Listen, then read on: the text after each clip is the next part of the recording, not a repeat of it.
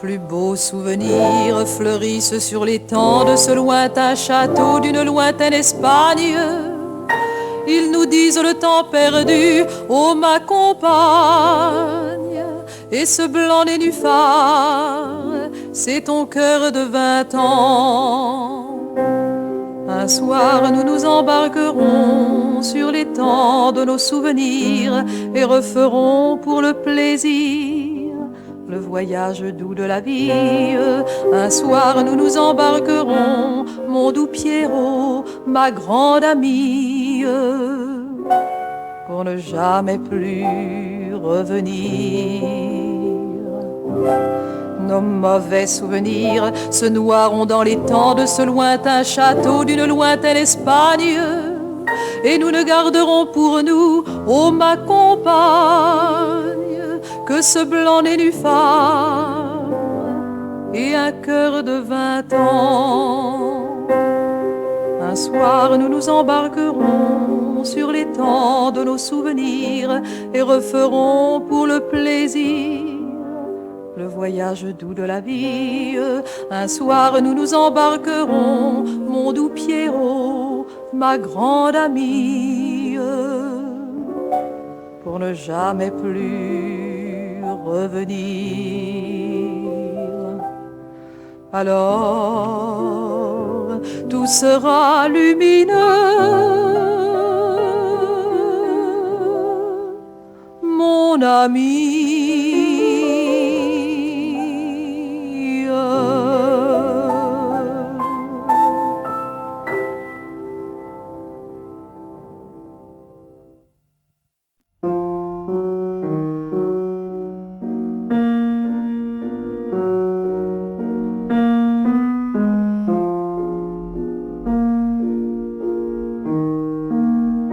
Vois-tu la vie, ça se bastonne quand on ne peut plus la valser. Il faut la danser en personne, un peu pressé mon cher, un peu pressé. Ce bel amour que tu me donnes, ta jolie passion harassée. N'en parle donc plus à personne, j'en suis lassé mon cher, j'en suis lassé. Chaque baiser est un fardeau sur ma lèvre à demi glacée, et la courbure de mon dos vient de passer mon cher, vient de passer. Vois-tu la vie, ça se bastonne quand on ne peut plus la valser. Il faut la danser en personne, un peu pressé mon cher, un peu pressé. Mais non, je sens la mort qui fleure, je la respire, elle est camphrée. Un goût d'abîme, une senteur de printemps frais, mon cher, de printemps frais.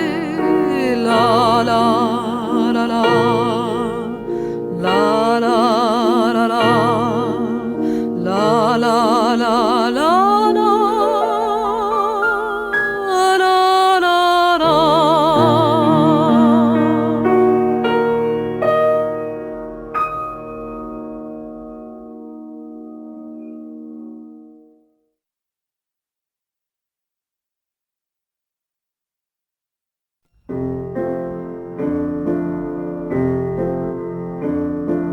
Le premier me donna un collier de perles qui vaut une ville, avec les palais et les temples et les trésors et les esclaves. Le second fit pour moi des vers, il disait que mes cheveux sont noirs comme ceux de la nuit, et mes yeux bleus comme ceux du matin. Le troisième était si beau que sa mère ne l'embrassait pas sans rougir. Il a mis ses mains sur mes genoux et ses lèvres sur mon pied nu. Toi, tu ne m'as rien dit, tu ne m'as rien donné, car tu es pauvre et tu n'es pas beau. Mais c'est toi que j'aime.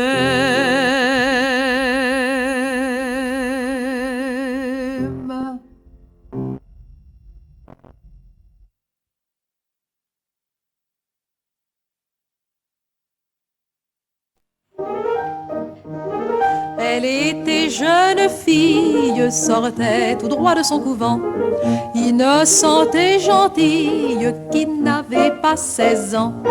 Le jeudi, jour de visite, elle venait chez ma mère et elle nous chantait la truite de Schubert. Un soir de grand orage, elle dut coucher à la maison. Mais malgré son jeune âge, elle avait de l'obstination. Et pendant 3 heures de suite, au milieu des éclairs, elle nous a joué la truite de Schubert.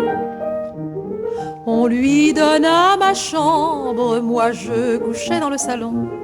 Mais je crus bien comprendre que ça ne serait pas long.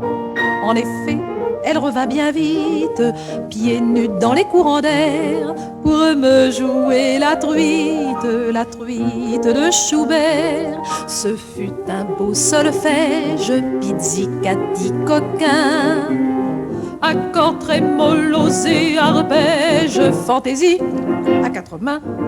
Mais à l'instant où tout s'agite, sous l'ardent aiguillon de la chair, elle fredonnait la truite de Schubert.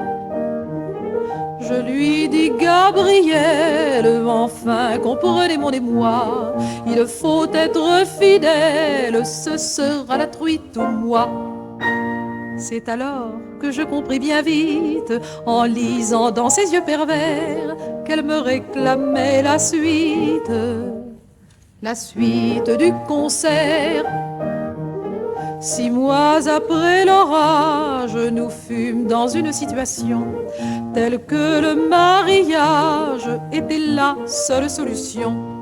Mais avec un air insolite, au lieu de dire oui au maire, elle lui a chanté la truite de Schubert. C'est fou ce que nous fîmes contre cette obsession.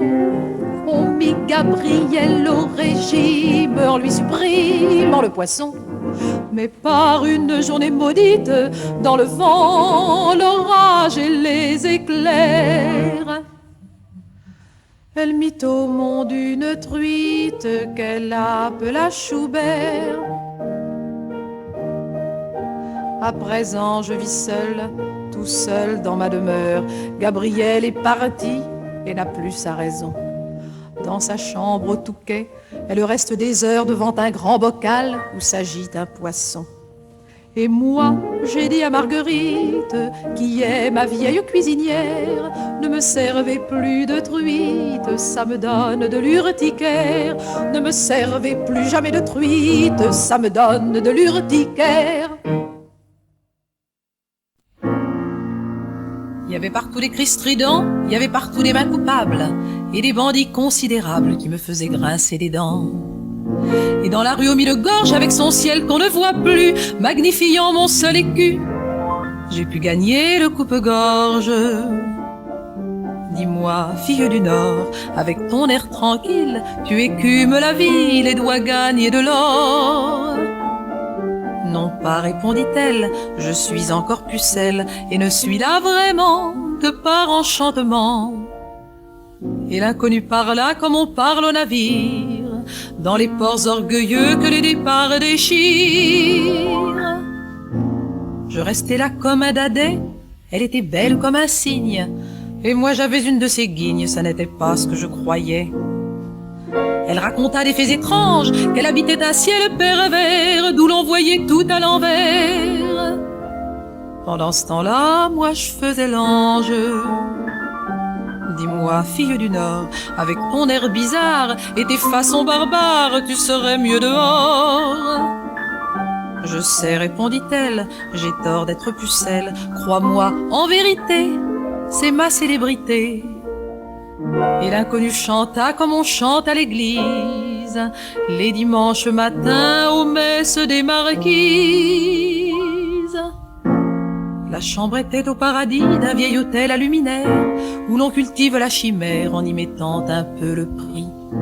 C'est une chose épouvantable, on était presque au petit matin, j'avais beau lui faire un dessin, elle voulait pas se mettre à table.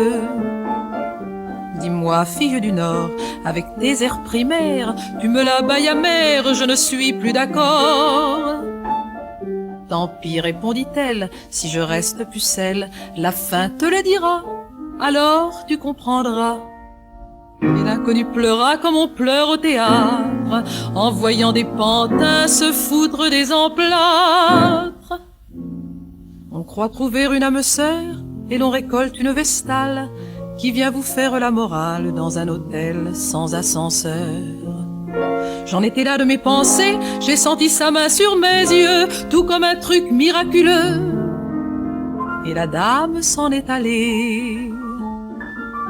Dis-moi, fille du Nord, hélas, adieu romance, à peine ça commence, on change de décor.